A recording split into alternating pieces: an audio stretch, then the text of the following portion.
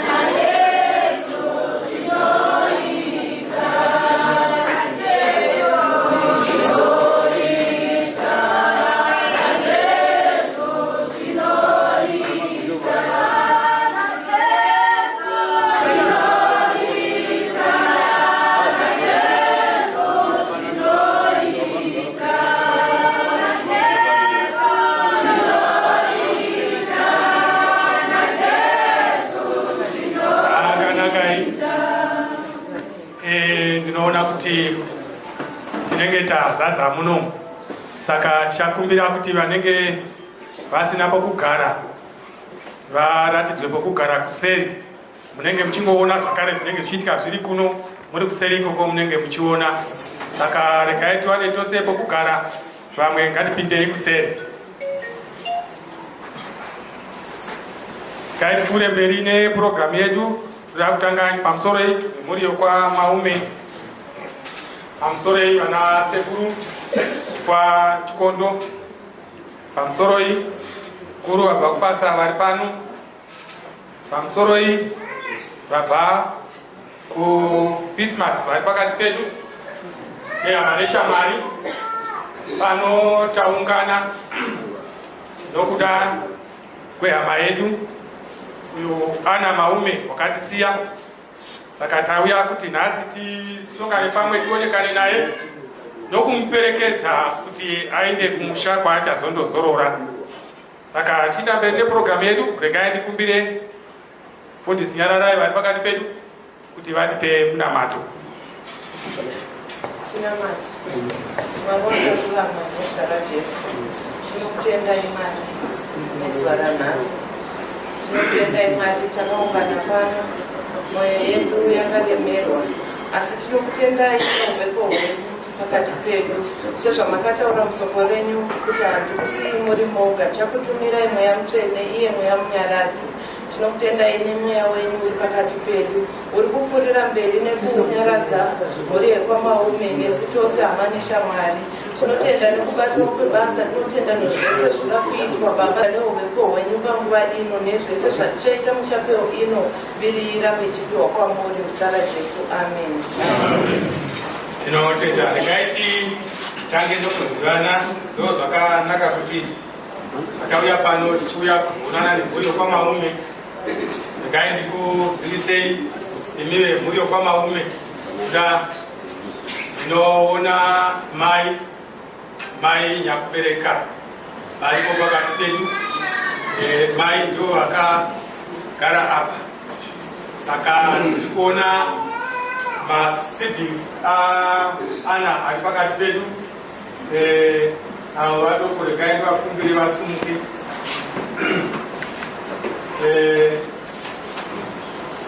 Zvakanaka, taona vamwe vari vanonoka kuzvinzwa kuti ngati vasumuke. Saka tinoona ndo vatinavo vamaume ava ndo pano nemukomana mukuru kumhuri kwamaume avo vatinava. Saka tirana sekuru wokwa Chikondo vari pakati pedu, ndiko kunobva mai. Regai tipfuure mberi. Tine hama neshamwari dzimwe dzirimo, uye kubasa kwedu pano ndinoona tine utekwa-tekwa vauya nemadirectors vari pano, vauya kuzochema pamwe chete nemhuri yokwamaume. Napamazita handingapedzi ndichireva vose, asi regai ndingosumudza mumwe vanyanzo vari pakati pedu.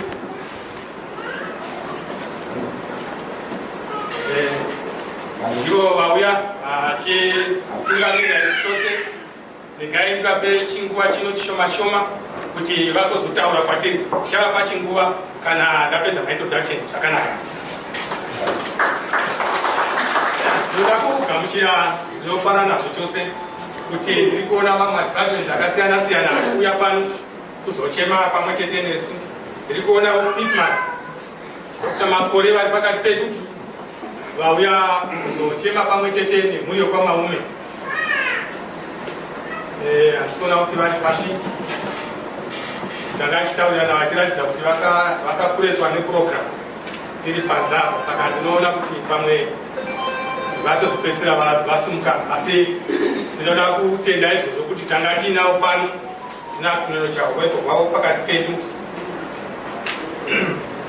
Ndinoda kupedzisira ndichigamuchira vanobva kukereke dzakasiyana siyana. Tine vatungamiriri kubva kumakereke mabishops nemaarchbishop ari pakati pedu. Regai ndikumbire vasumuke. Mabishop pedu ari pakati pedu nemaarchbishop ari pakati pedu vauya kuzobata pamwe chete vachichema nemhuri yokwamaume. Tinokutendai maisha zvakanaka.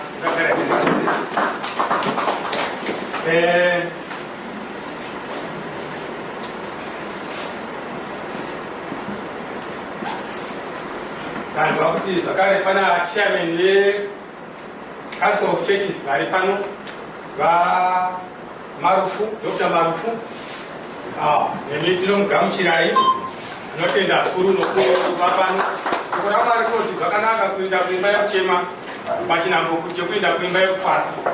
Saka tinoda kutenda ruzivo rwenyu pakati pedu. Regai ndipe nguva ino kuna deputy director vedu kuti vatipe mashoko avainawo.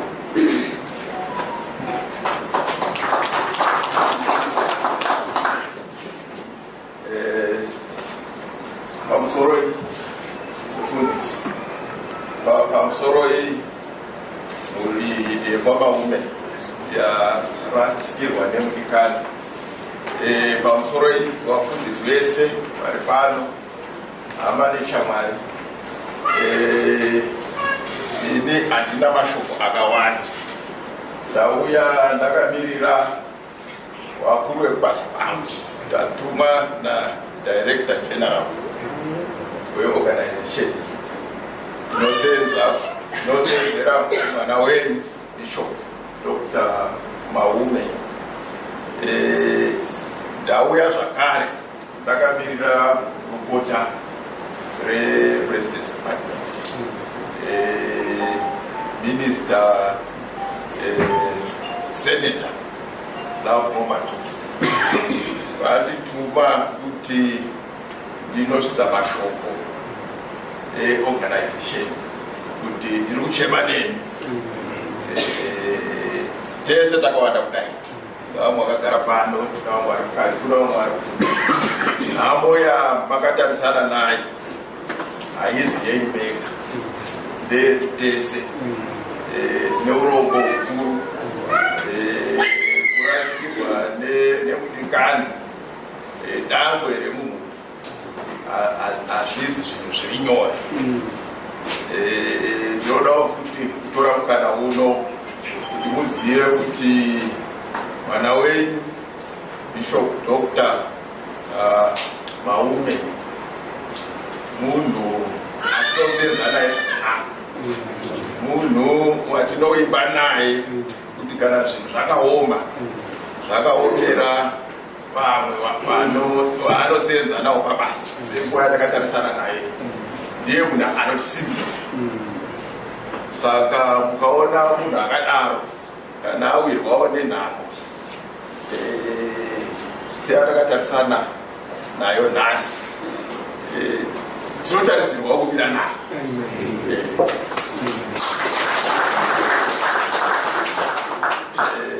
Tinoti Bishop zvakaoma zvakaitika muRimeni, asi simbai moziva kuti tiri kuchema nemi. Tise maoko edu tichitenda mashoko akasiya.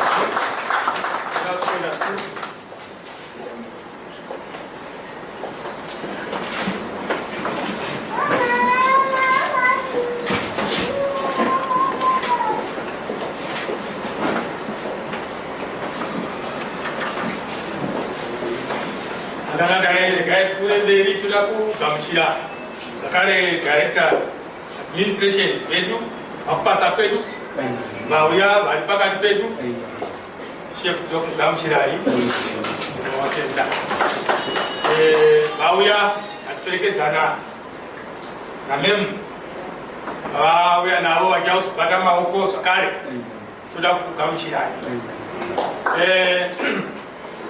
kumhuriro kwamaume mazuva zvanga zvichitaurwa ini wamunoona ndiri mufundisi asi tiri makanika kubasa redu rimwe randaimboita reumakanika irorero tine mhando dzezvipanera zvinowirirana namabhaudha atechisunga asi kune chimwe chipanera chinozosunga mabhaudha ose chatinoti bhobojani spanera saka ndo zvamanga muchinzwa zvitaurwa pano kuti mwana wenyu ibhobojani spanera rinobata zvakanaka kana imwe simbi chinetsa chitambudzika tikaisa bhobojani redu iroro rinobata zvakanaka ipa saka tinoda kutenda zvikuru mai nokubereka kwenyu kwakanaka makabereka zvakanaka regai titore nguva ino tiite kuna chief chaplain vedu vakupasa kwedu vari pakati pedu kuti vatipe mashoko enyaradzo.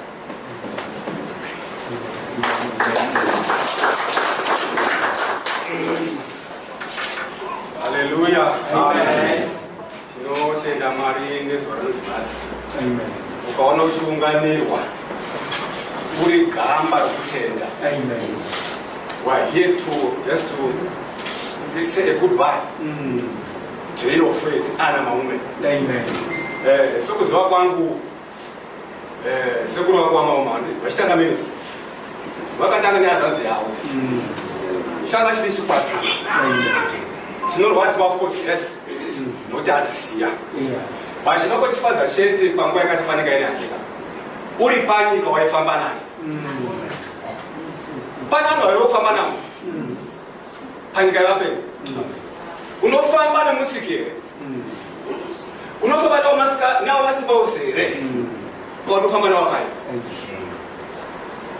ndonzwa kuti at least you are here to say and fall to a hero of faith. Amen. Amen. Unoziva panyika pano hatigari nekusingaperi tine nguva diki diki iripo kuti tigadzirire kwatichaenda kunogadzirirwa simba rokunoendwa rinowanikwa nhasi uchiri kufamba ungava mutana ungava chembere ziva kuti haugari nokusingaperi ene Mwari vatibatsira panguva yedu kuti zive kuti hatigari nokusingaperi totiverenge shoko redu pana John chapter 5 verse 27 29 remwari achitibatsira paina Job ko munhu akafa anomuka here mubvunzo mwana muka anomuka achiinda kupi kufa is a gateway igwanza rokuinda kwawakagadzirira nyama nengazi zvichiti pamwe chete vakuru vari muno vadiki vari muno mabhishopu ari muno eni vari vatibatsira we have been appointed by God to prepare our nation, to prepare our people to know God. Nikaenda zvakanaka. Hallelujah. Vanhu vakazoma nikaenda zvakanaka. Usangona matinda vanhu shedhanika because Mwari vanogadza. Zvitoze. Muruoko rwaMwari ndo mune simba pamwe chete neushe. Nyika yekwedu yakagadzwa anotungamirira. President Mnangagwa. Ukara kuti nyika inge ishinda mberi namatirira mukuru notenda kuti muno mabishop Let's continue to pray for the anointing of God who is leading this nation. Ndichaverenga pana John chapter 5 kubva pa 27 kusvika pa 29. Vakamupa simba rokutonga zvaari mwanakomana womunhu. Mufashamiswa naizvozvo. Zviri pavadeka vakamupa simba ijesu, vakamupa simba Jesu. Jesu ndiye Mwari wacho. Kuzara kwoumwari kuri muna Jesu, kuropafadzwa kwenyika kuri muna Jesu, kuregerwa kwezvivi kuri muna Jesu, kuti uinde destination yako ungafamba naJesu. Jesu akapawo simba rokuti arangarire vanhu vekwedu. Ndokusaka akatuma vatumwa vake kuti vagadzirirwe. Uyu akararwa yaitika akanzwa shoko raMwari, akaona zvakabvira kuti anamate Mwari, afambe naMwari panguva yake. Ndokazo zvinoita kana Mwari vachikudazvo, kana mukuru achiuya zvanzi kune vanonogamuchirazvo. Haleluya. Jesu anadzokazvo. Ananga muna John chapter 14. Mwenye ngareka kumaningizwa. Tikuenda kumusoro. Kunogadzira ipo kugara. Haleluya. Zimbo ziriko. Unazo zvinoita. Hazvina kuda kushata ayo bodo. Kuti pana bandika. Kuti paiperekedzwa ana maume. Ndakaona zvako zvandika chitendeuka. Ari mana bishop mapisha achisinga bandika. Wototi aiwa. Bishop monpindira kupiko. Wototanga rwendo. Amen. Hallelujah. Amen. Musashamiswa naizvozvo, nokuti nguva inouya navo vose vari mumabwiro vachanzwa izwi rake. Vachabuda. Musashamiswa nerufu rwaAna. Vachaenda kuzaka kumasvingo. Onoiswa mubwiro. But nguva ichauya. Musashamisika. Nokuti vese vakafa vari kumabwiro vachanzwa. Vakazvinoita.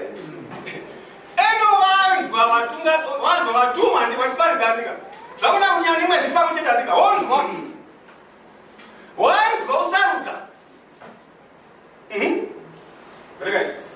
Vachabuda avo vakaita zvakanaka, kukumuka kwoupenyu, avo vakaita zvakaipa, kukumuka kwokutongwa. Haleluya. Kumuka kuriko. Mukamazangu. Kunyangwa ngori miti wezvivu shamuka. Mwito zvakanaka shamuka. Destination yako ndeipiko. Shoko raprofita. Vakaita zvakanaka. Vachamukira muupenyu usingaperi. Haleluya. Amen. Amen. Ukareka revelation ndika. Bekusha nenyika itsva. Nedenga itsva. Ndoko washaenda koko. Vakaita zvakanaka. Vaishumira Mwari panguva yavo. Ndovachamukira muupenyu. Asi vaitive zvakaipa. Kumukira mukunyadziswa neusingaperi. Saka destiny yako iri mauri nhasi kuti waifamba naani. Ene mhuri yeko manyaradzwa. Maenderera mberi muchishumira kuti vachishiva uye kuna Mwari. Mwari akuropafadza maitire zvakanaka. Zvakaiti namati. Ishe Mwari Baba vari kumusoro kudenga. Tinokutendai mwanakomana waMwari. Mazviita ine zuva rinonzi nhasi. Takawana Ana maume Ishe akaona zvakokera zvinokwa zvaakuna matema zvake upenyu hwake. Zvino tinokutendai nekudestiny yake Ishe timunoiziva. Mazviita imi mwanakomana waMwari. Imi munonyaradza mhuri. ndimunyaradza hama dzake nevese nokokutendai nokurumbidzai mazviita henyu tichaisa rwendo urwu kwashainda kuzaka kumasviko vafambe zvakanaka basa rinoita zvakanaka nokokutendai nokukurumbidzai nezita rajesu akavapa kunamata amen.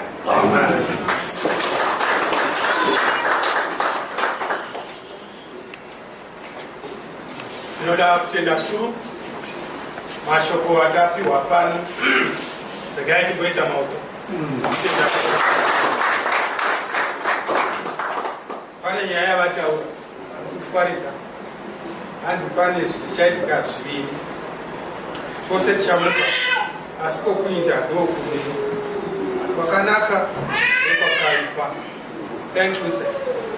Maita edu ameno mumwe nomwe uchaita decision yake ogara achiziva station yokwake. Regai tione nguva ino chef maasvika regai tipe nguva kana muine mashoko amuinawo. Tinotenda zvikuru vakava nesu nezuro madheru vakataura mashoko avo saka tanga timuda mudziva mudzuna kana zvakadaro tinoda kutenda chaizvo. Regai tipe amaome nguva ine kuti vatiudze kuti tichafamba sei nokuti kana tapedza kuita zveboard viewing taakutoita tichitobuda tichida. Saka regai tipe nguva ino kuti mutaure nesu.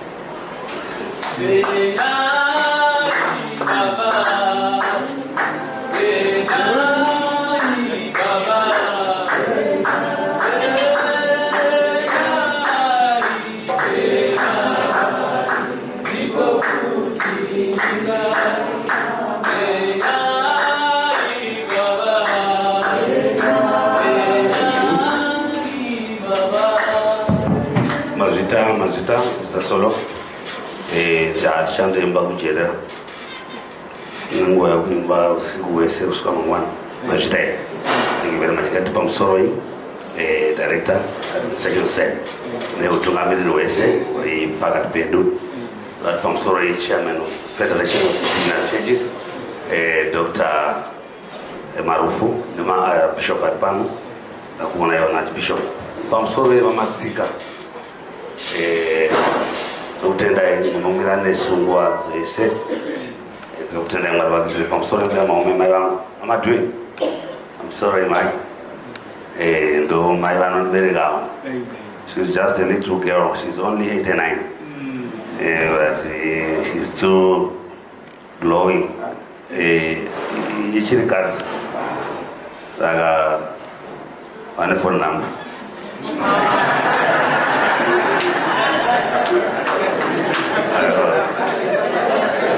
Kunangoona mwanawo temberi yake nomubikirawo vana tongobikirana tokuwachirana ochengetana kusvika chachiuya. Tinotenda tomai vakandibereka muhepi ndakamwa mupazamo rakanaka. Though not very difficult sokuti direct administration pamakandisa pasi pe-leadership yamadam kanu kamwe ndakamboti shefa vasi kundiomesera here nokuti mana madwendo vasa but anyway mwari vanosimbisa handizvinhu zvisina vasa. They are perfectionists. They are very much smart. They are smart. Vana madwendo ya so vari nonsense. Saka takakudzwa zvakanaka namai vangu and they are just good. Ndikurangara rimwe gore rezhara tandorimira upfu kwavasagari mari kucherera kwamamarira vakabika sadza vakapakura sadza rese ndobva vatipa isusu vana and she only ate sadza rakanga ri pamukoti pavaigeza chihari chazvo handizvikangano. Saka ndiri kunamatira kuti vararame mai vangu ndimbovaitirawo zvakanaka with the help of you my boy. Vakakurumidza kuenda zvavo asi tina mai tinofara pamatova maume ndanda kusvika kusumuka kugozi mudara aripo ndosvika matare mberi kuti unozviti maume kana wabuda pano bandazongoti anomurodza kusazimba kwangu mwari ndichingisei ndongondobatawo kuyacho kumusha ndinotenda nazvo, ndinofara hama dzangu nororo runoshamisa nokumira nedirector administration pamwe chete namaiguru maimusaka vari pakati pedu. Ndoda kutendai. Tatinawo nezuro kumba vakauya kuma2 saka tatakuda kuti tivadzinge tisununguke kuita service because isu kuchechi kwedu tinofarisa. Saka ndasingari kuti vaone kuti munotambwa magitari muchechi vakati handienzi kusvika maita service iyo vakazobva kuita service kumwai. Totenda chio. May the Lord bless you. Kamuzoitawo zvakadzika madzikama kuti mamuripo asi manheru tozviziva kucherera rege musipo saka vanhu vakanaka vana vavo vari panosungai boi dzangu mosungai vakomana. God bless you. God bless you. Ndokutendai. Ndaifunga kuti pamwe shefu vaindikuta semukuru wangu kubasa but mai vari pano nevana kuda kuti vatikoshesa murekwa maume taitirwa zvakanaka. Vanina vangu vari kubasa tatisanyadzisa mashefu edu vanotida. Andona ari kuvi Rosa ari kuvi uyu ndaanotevedzera ari kuvashefu mashandure kuCSU usandinyadzisa. Andona ari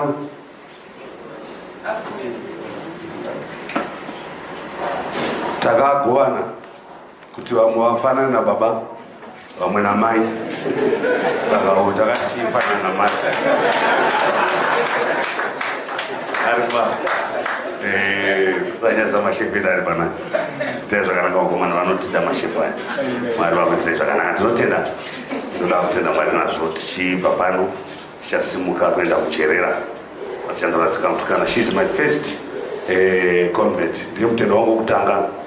Maipanachi vari kupi maipanachi simukamonekana namashefu angu handina mukadzi musvinu ndiwava ndo maipanachi hando macho asi patakabva kuAFM tichitanga chechi vakamboramba kunditevera because kuAFM taikuwa mazai nezvinhu zvakadowandowanda saka patakatanga yedu yanga isina chunhu ndokandagadzwa ubishop musi wa5 May 2005 is an accredited bishop paRestoration Retreat ndobva ambosara. Uyu ndo akanditeera musikana. She is the first deputy wangu wokutanga saka anondikoshera maitai mashefu angu mandibatsira kuvaperekedza musikana wangu.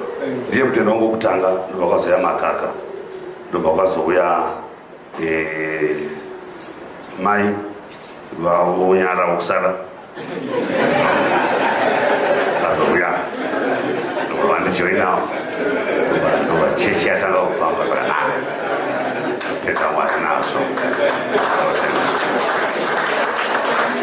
Tenda aiva zvasiri nyore zvakutenderera zvimwe bhora asi zvanga zvakaoma.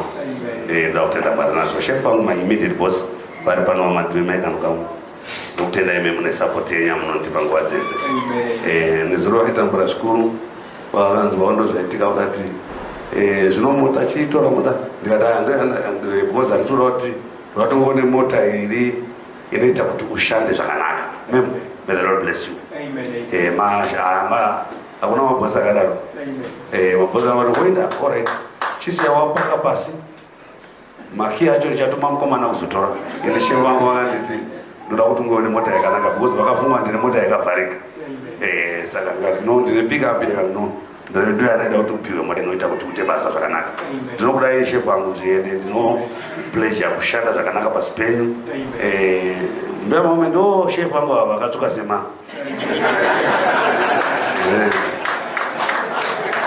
zvekare mwana wanzvadzi yenyu MP Deputy Minister Tino Surusere MP wezakaisi vakataifotera makore ayo ndo baba wavo varuseri hanzvadzi yenyu vakazorora vaona Profesa kano kamwe tinotenda mwari vakuitirei zvakanaka. Chief chaplain tinotenda mashefu angu mwari vakuita shefu muchienda kutendai nezono manga muri kumba ndikazoona mota yeshefu angu yosviba here nomadhaka ekumba kwedu but makatsungirira. Ndero mwari vatitsa zvakanaka. Ticharadzika musikana mangwanani nguva dza10 o'clock kuitira kuti vanoti vakugara vagotsoka. Mwari vari mubatsiri wedu. Tinotenda chaplain masvitai.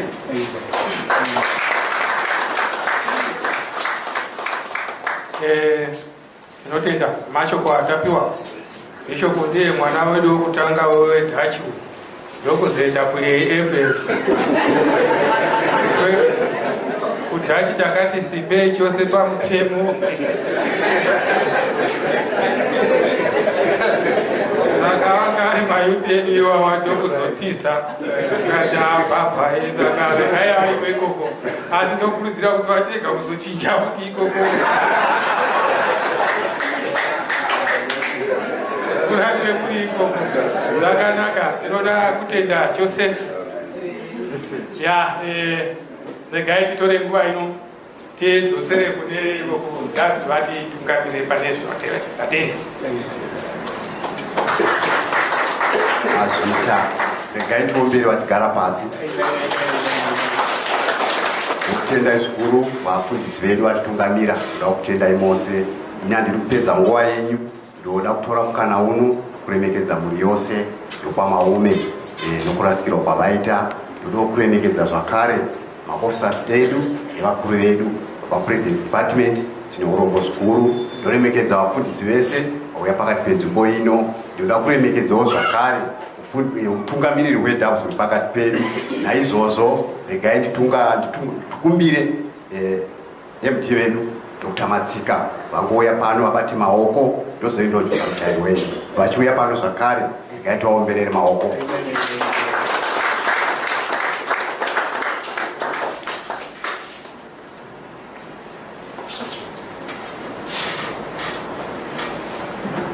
Tenda zvikuru vamavhuna pamusoroi tungamiri wese pamusoroi mhuri vamaume hama neshamwari. Isusu seDoves tinoda kungoti nematambudziko ende tinoda kukuzivisai kuti tichamira nemi kusvika basa rese rapera. Tinoziva kuti rufu runorwadza asi tinongoti mucheme mune tariro. Natenda.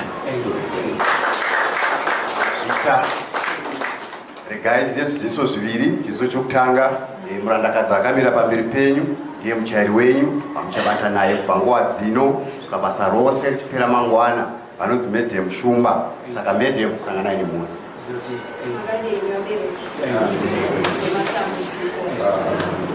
Tichakumbirawo munhu mumwe chete wamuchatipa vemhuri achafamba nemutumbi wehama yedu ari mumoti yeDoves.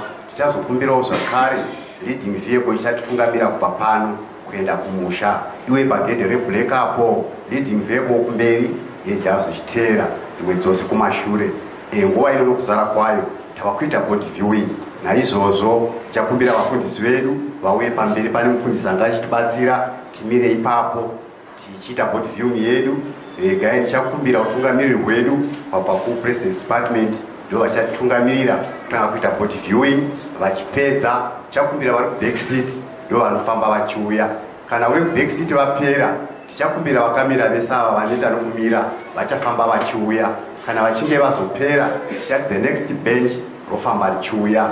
Board viewing haimanikidzwi. Vakasununguka tinouya tichiona, vasina vanofamba nekumakumbo tichibuda tese nepadhora tichavhura panapa. Saka tivhurirei memo vafundisi vedu uyai mumire panapa. Tichakumbirawo sangano dzvene raMwari muchipe kambo.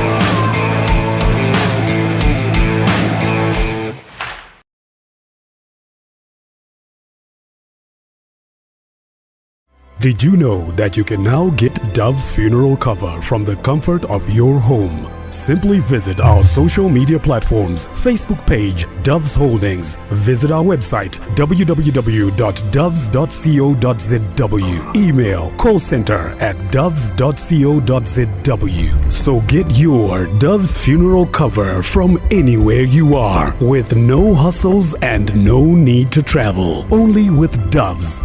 Doves, for the ones you love. Introducing Dove's Legal Aid. From as little as $5 per month, you get a personal lawyer at your disposal. Dove's has you covered for everything legal.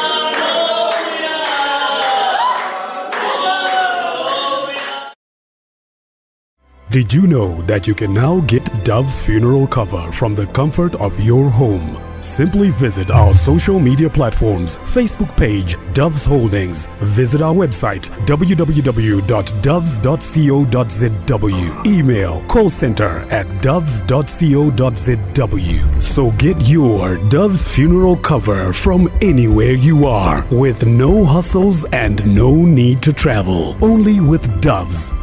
Doves, for the ones you love.